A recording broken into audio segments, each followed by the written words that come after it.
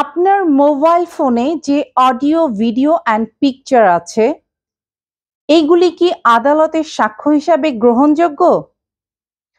আসসালামু আলাইকুম। Hi everyone, কেমন আছেন আপনারা সবাই? আশা করছি সবাই অনেক ভালো আছেন।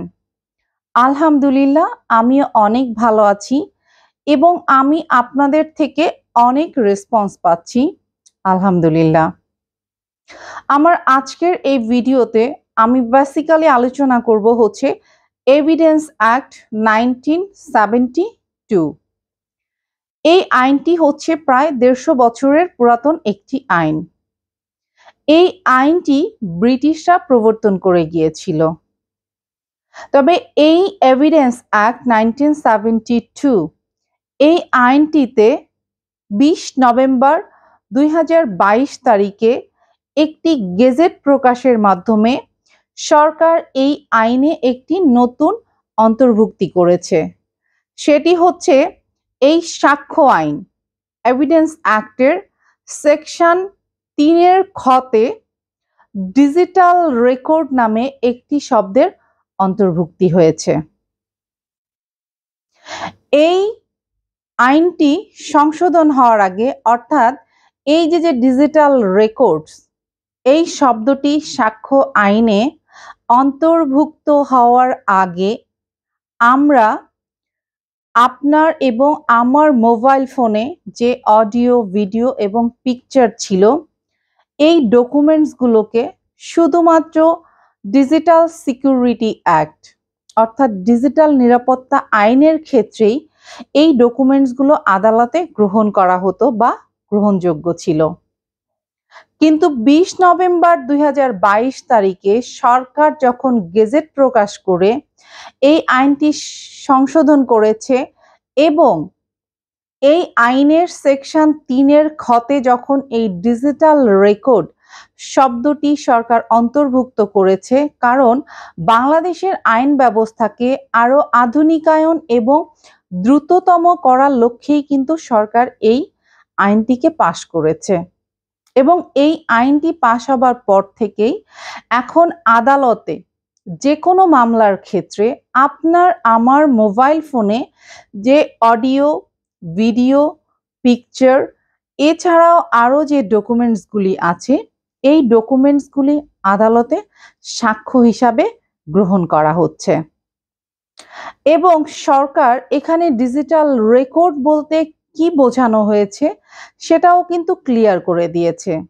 এখানে বলা হয়েছে যে কোনো electronic device, computer, magnetic device এছাড়াও অডিও, ভিডিও তরঙ্গ, তাছাড়াও অনেক সময় ড্রোন ফুটেজ, আপনারা জানেন যে ড্রোনেও কিন্তু ক্যামেরা দিয়ে ওখান থেকে ফুটেজ সংগ্রহ করা হয়।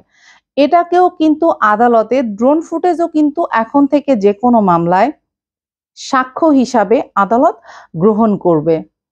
এছাড়া সিসিটিভি ফুটেজ, আমরা যখন অনেক অফিস আদালতে বা অনেক রেসিডেন্সিয়াল এরিয়াতেও যাই, এখন কিন্তু আমরা সেখানেও কিন্তু কি সিসিটিভি ফুটেজটা দেখতে পাই।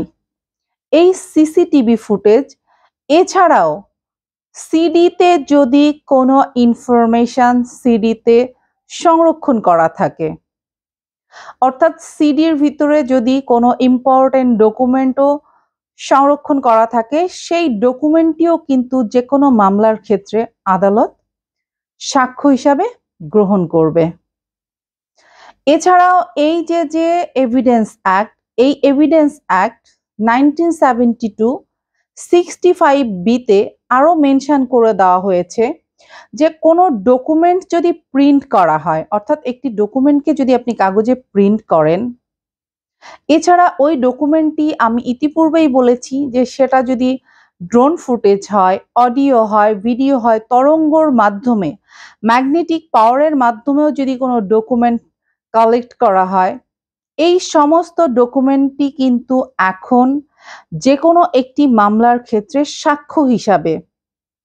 সাক্ষ্য হিসাবে এটি আদালতে গ্রহণযোগ্য। সো এটা কিন্তু আমাদের বিচার ব্যবস্থাকে আরো যুগান্তকারী করেছে এবং আরো দ্রুততম করেছে। এবং পৃথিবী যেহেতু এখন অনেক বেশি ডিজিটালাইজড হয়ে গেছে, আমরা জানি যে পৃথিবী এখন অনেক বেশি ফাস্ট, এবং সেই ক্ষেত্রে ইতিপূর্বে কিন্তু অনেক ক্ষেত্রে দেখা যেত যে এই মোবাইল ফোনের ডকুমেন্টসগুলা, নট অনলি মোবাইল ফোন, আমি বলেছি এছাড়াও সিসিটিভি ফুটেজ, ড্রোন ফুটেজ, সিডিতে কালেক্ট করা ডকুমেন্ট, এগুলাকে কিন্তু আদালতে সাক্ষ্য হিসাবে যে কোনো মামলার ক্ষেত্রে আদালত গ্রহণ করতো না।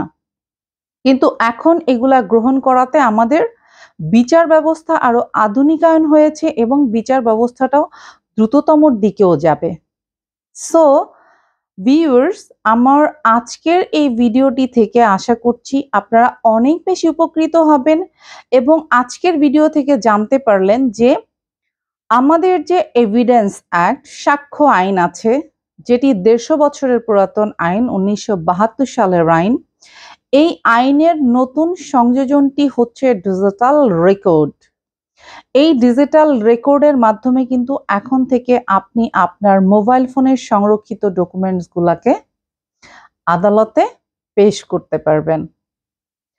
সো ভিডিওটি ভালো লাগলে অবশ্যই একটি লাইক দিবেন, শেয়ার করতে ভুলবেন না। সবাই আমার জন্য দোয়া করবেন। আল্লাহ হাফেজ।